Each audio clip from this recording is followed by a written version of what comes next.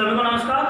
आज की हमारी क्लास एचडीपी फैक्टर के लिए एनिमल ब्रीडिंग एंड जेनेटिक्स की है और एनिमल ब्रीडिंग एंड जेनेटिक्स के अंतर्गत अपन पढ़ रहे थे एम्ब्रियो ट्रांसफर टेक्निक यानी भ्रूण प्रत्यारोपण तकनीक। और भ्रूण प्रत्यारोपण तकनीक के बारे में बहुत कुछ पढ़ लिया था अपन ने। अब अपन पढ़ेंगे एम्ब्रियो कलेक्शन।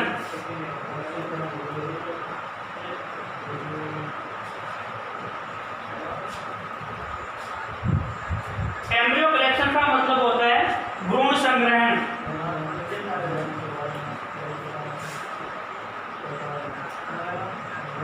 भ्रूण संग्रहण। तो एम्ब्रियो कलेक्शन से पहले अपन ने पढ़ा था ब्रीडिंग या निषेचन, प्रजनन। तो ब्रीडिंग का मतलब होता है कि दाता मादा को उच्च क्वालिटी के नर के सीमन से कृत्रिम गर्भाधान करवाना ताकि ओवा निषेचित होकर भ्रूण बन जाए। इस तकनीक को ब्रीडिंग कहते हैं। तो जो अपना निषेचित ओवा है वो किस में डेवलप हो गया? एम्ब्रियो में। और उस एम्ब्रियो को दाता मादा से अलग करना एम्ब्रियो कलेक्शन कहलाता है।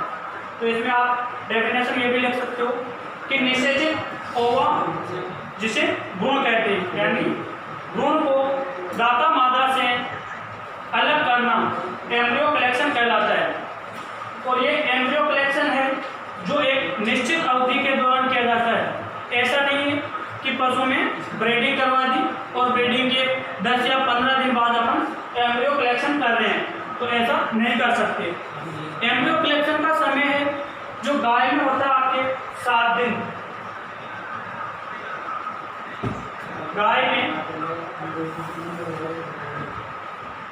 ब्रीडिंग के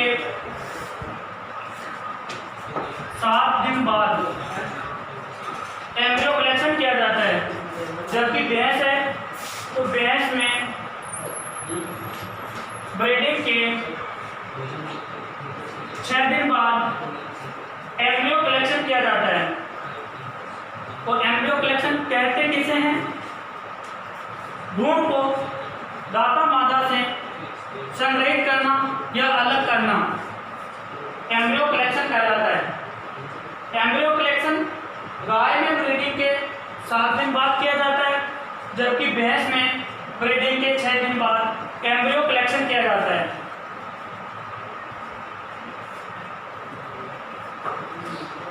नेक्स्ट है एम्ब्रियो कलेक्शन हेतु यानी करते कैसे एम्ब्रियो कलेक्शन या एम्ब्रियो कलेक्शन में किस उपकरण की आवश्यकता होती है। तो एम्ब्रियो कलेक्शन हेतु 2 या 3 रास्ते वाले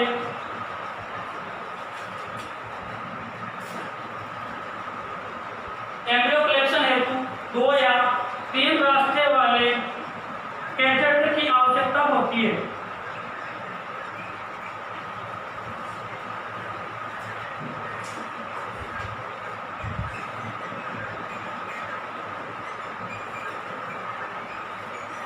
और कैथेटर मैंने आपको पहले बता दिया था, तो सर्जरी में सर्जिकल इंस्ट्रूमेंट पढ़ाए थे उस दौरान भी बताया था। एक बार फिर बता देता हूँ। कैथेटर एक लंबी स्टेनलेस स्टील की नली होती है और उस नली का जो लास्ट की ओपनिंग है वो तो बंद होती है, लेकिन इस नली के साइड में कम से कम 2 या 3 छिद्र पाए जाते हैं। तो उस कैथेटर के माध्यम से कैसे एम्ब्रियो कलेक्शन करेंगे? उस कैथेटर के माध्यम से अपन मादा पशु के गर्भाशय में फॉस्फेट बफर सॉल्यूशन जिसको पीडीएस बोलते हैं, उस कैथेटर की सहायता से फॉस्फेट बफर सॉल्यूशन उस मादा पशु के गर्भाशय में डाला जाता है। डाल दिया। डालने के पश्चात दूसरे कैथेटर की सहायता से जो भी फॉस्फेट बफर सॉल्यूशन मादा पशु के गर्भाशय में डाला है उसको दूसरे कैथेटर की सहायता से नली के माध्यम से बाहर निकाल लेते हैं। जब दूसरे कैथेटर की सहायता से फॉस्फेट बफर सॉल्यूशन को बाहर निकाला जाता है तो ये सॉल्यूशन एम्ब्रियो सहित होता है। इसके अंतर्गत अपना भ्रूण या एम्ब्रियो होता है और इसको द्रव माध्यम में प्रिजर्व या संग्रहित कर लिया जाता है। तो ये आपके एम्ब्रियो कलेक्शन की टेक्निक हो गई। तो इसको आप नोट करना एक बात। एम्ब्रियो कलेक्शन गाय में ब्रीडिंग के 7 दिन बाद किया जाता है, भैंस में ब्रीडिंग के 6 दिन बाद किया जाता है। नेक्स्ट है एम्ब्रियो कलेक्शन है तो 2 या 3 रास्ते वाले कैथेटर की आवश्यकता होती है।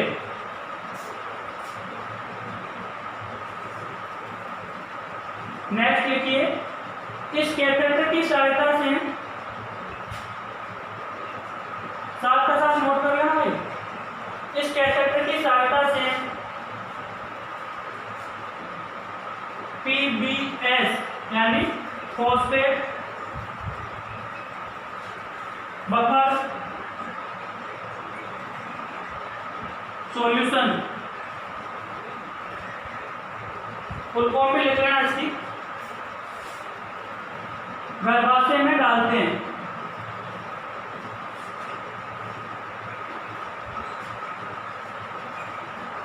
इसके आगे का जो मैं ऊपर लिखा हूं यहाँ पे,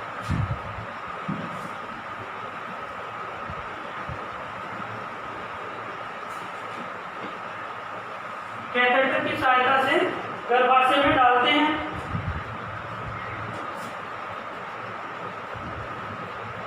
नेक्स्ट है, अब इस बफर को, बफर का मतलब है फॉस्फेट बफर सॉल्यूशन, अब इस बफर को कैथेटर की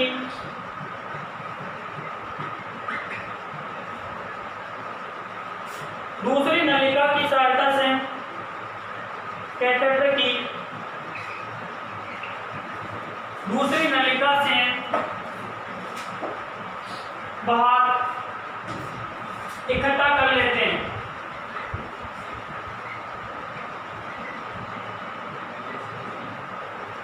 अब इस बफर को कैथेटर की दूसरी नलिका से बाहर इकट्ठा कर लेते हैं।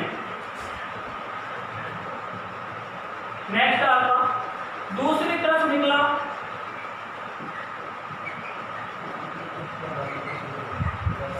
यह बफर भ्रूण सहित होता है,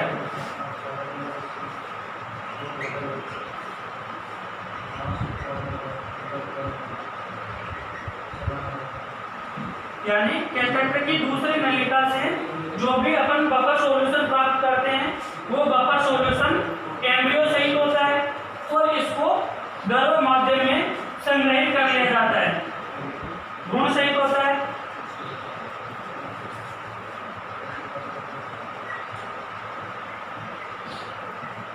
और इसको द्रव माध्यम में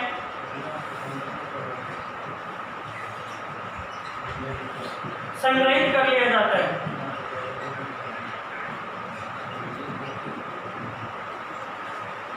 तो आपको एम्ब्रियो कलेक्शन में इतना याद रखना है, यानी दाता मादा से निषेचित ओवन को अलग करना एम्ब्रियो कलेक्शन कहलाता है। एम्ब्रियो कलेक्शन दाता मादा में गाय है तो गाय में 7 दिन बाद एम्ब्रियो कलेक्शन किया जाता है और भैंस में ब्रीडिंग के 6 दिन बाद एम्ब्रियो कलेक्शन किया जाता है। और इसमें एक कैथेटर होता है, कैथेटर की सहायता से मादा पशु के गर्भाशय में फॉस्फेट बफर विलियन डाला जाता है और इस फॉस्फेट बफर विलियन या सॉल्यूशन के माध्यम से एम्ब्रियो को कलेक्ट कर लिया जाता है। इसके बाद में आपकी नेक्स्ट डेफिनेशन है भ्रूण मूल्यांकन। भ्रूण मूल्यांकन यानी वो भ्रूण स्वस्थ है या नहीं है, उसे पूर्ण रूप से बच्चे का डेवलपमेंट होगा या नहीं होगा, और जो एम्ब्रियो में मूवमेंट होने चाहिए वो मूवमेंट हो रहे हैं या नहीं है। तो इसके लिए क्या किया जाता है, भ्रूण मूल्यांकन किया जाता है। भ्रूण मूल्यांकन, तो भ्रूण मूल्यांकन के लिए जो माइक्रोस्कोप काम में लिया जाता है उसका नाम बता रहा हूं मैं। भ्रूण की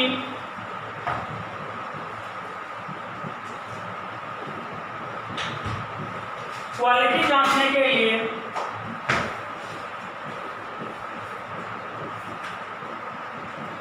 भ्रूण की क्वालिटी जांचने के लिए स्टेरिजोन माइक्रोस्कोप काम में लेते हैं।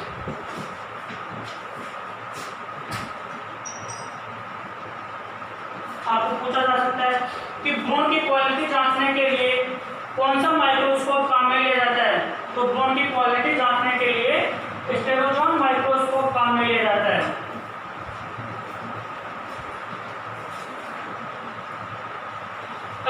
अब आपको ये भी पता होना चाहिए कि जो अच्छी क्वालिटी का भ्रूण होता है वो कैसा होता है?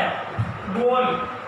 अच्छी क्वालिटी का भ्रूण गोल तथा उसकी कोशिकाएं एक समान आकार की होती है। इतना याद रखना है। यानी अपन ने एम्ब्रियो कलेक्शन कर लिया, तो एम्ब्रियो कलेक्शन करने के पश्चात जब भ्रूण मूल्यांकन करते हैं तो भ्रूण मूल्यांकन स्टेरोजोन माइक्रोस्कोप की सहायता से किया जाता है। और जब स्टेरोजोन माइक्रोस्कोप की सहायता से भ्रूण मूल्यांकन किया जाता है तो अपने को स्वस्थ भ्रूण की आकृति कैसी दिखेगी? गोल। स्वस्थ भ्रूण है उसकी आकृति गोल होती है तथा उसकी सभी कोशिकाएं एक समान आकार की होती है, तो ही अपन उसका भ्रूण का या एम्ब्रियो का ग्राही मादा में ट्रांसप्लांट या प्रत्यारोपण करेंगे। अगर उसकी कोशिकाएं एक समान आकार की नहीं है और उसकी आकृति गोल नहीं है, कोई विकृति है, तो उस भ्रूण को अपन ग्राही मादा में स्थानांतरित नहीं करेंगे। नेक्स्ट आपके सबसे पहले आपने हो गया सुपर ओवुलेशन, उसके पश्चात हो गया एस्ट्रस सिंक्रोनाइजेशन, उसके पश्चात था ब्रीडिंग, ब्रीडिंग के पश्चात था एम्ब्रियो कलेक्शन, एम्ब्रियो कलेक्शन के पश्चात था भ्रूण मूल्यांकन, और भ्रूण का मूल्यांकन करने के बाद में अपन उसका क्या करेंगे? ग्राही मादा में स्थानांतरण या प्रत्यारोपण। तो यही देखना आपको। भ्रूण को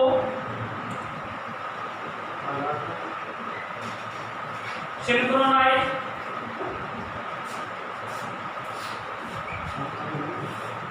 ग्राही मादा में स्थानांतरित करना।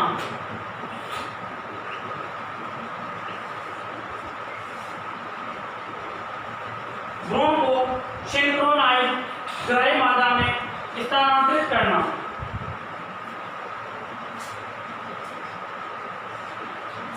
तो इसमें आप पहले नोट कीजिए, जैसे मैं लिख रहा हूं, नोट करना चाहते हो तो कर लेना, बाद में समझा दूंगा कैसे क्या करना है।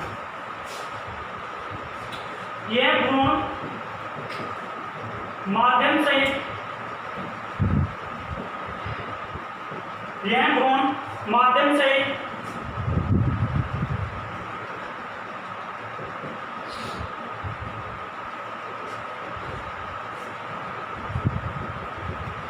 स्टेरिलाइज सेमन स्ट्रा द्वारा, यह भ्रूण माध्यम से स्टेरिलाइज सेमन स्ट्रा में भर लेते हैं, सेमन स्ट्रा में भर लेते हैं तथा embryo transfer gun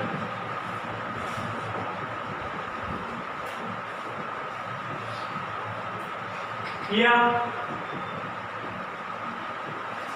AI gun की सहायता से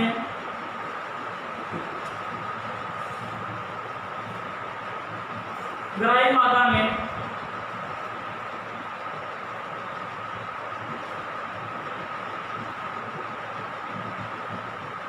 स्थानांतरित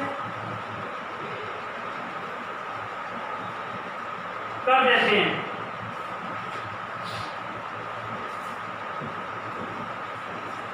भ्रूण को सिंक्रोनाइज ग्राही मादा में स्थानांतरित करना। तो अपन ने एम्ब्रियो कलेक्शन कैसे किया था? गर्भ माध्यम में किया था। उसमें एम्ब्रियो के अलावा फॉस्फेट बफर वेलियन और उस एम्ब्रियो को जीवित रखने के लिए जिन पोषक तत्वों की आवश्यकता होती है वो भी उस एम्ब्रियो कलेक्शन में मौजूद थे। तो अपन जो भी माध्यम से भ्रूण था उस भ्रूण को स्टेरिलाइज सेमन स्ट्रा जैसे सेमन आता है उसी स्ट्रा में या ऐसे ही स्ट्रा में स्टेरिलाइज सेमन स्ट्रा में भर देते हैं। स्ट्रा होती है, उस स्ट्रा में उस एम्ब्रियो को भर देते हैं तथा एम्ब्रियो ट्रांसफर गन या एआई गन की सहायता से ग्राही मादा में स्थानांतरित कर देते हैं। जो आर्टिफिशियल इंसेमिनेशन होता है उसके लिए जो एआई गन काम में ली जाती है उसके माध्यम से या एम्ब्रियो ट्रांसफर गन के माध्यम से उस भ्रूण को ग्राही मादा में स्थानांतरित कर दिया जाता है। तो यह आपके भ्रूण को सिंक्रोनाइज ग्राही मादा में स्थानांतरित करने की तकनीक है जो भ्रूण होगी। और जो शेष भ्रूण बच जाते हैं अपने पास उनको क्या करना है, क्रायो प्रिजर्व करना है। क्रायो प्रिजर्व का मतलब होता है उनको संग्रहित करके रखना है। तो यह आपके जो भ्रूण प्रत्यारोपण तकनीक के पद थे वो संपूर्ण पद है वो कंप्लीट हो गए। अब नेक्स्ट क्लास अपनी जब भी होगी उसके अंतर्गत अपन पढ़ेंगे एम्ब्रियो ट्रांसफर टेक्निक की हानियां या disadvantage of embryo transfer technique. धन्यवाद।